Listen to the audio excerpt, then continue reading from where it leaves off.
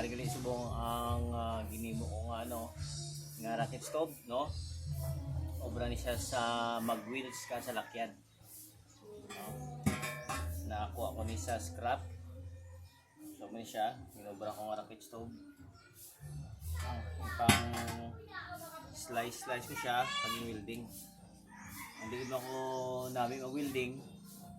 Pero ako muna na itsura ya, no? Hindi ko expert din mag-welding. So, mula na sa itsura ya, no? Pang cut ko ng itsura ya. Walang tiilya. Tapos, ako na mga buo is dalang dira. Ako na siya. Tapos, dire, yan yung patungan sa pakalidnog. So makuha ko sang kaldero, itong di siya, no? Kaya nga ako niya kaldero ginalutuan, amo siya kadako, 45 liters. Man, ano siya. Okay. So, yung mga kaldero nakita ko man sa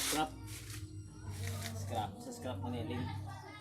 So pag start sang kalayo, pakita ko man sa inyo guys kung paano siya mag-start sang kalayo. Okay? So, update ko kami sa sunod na video.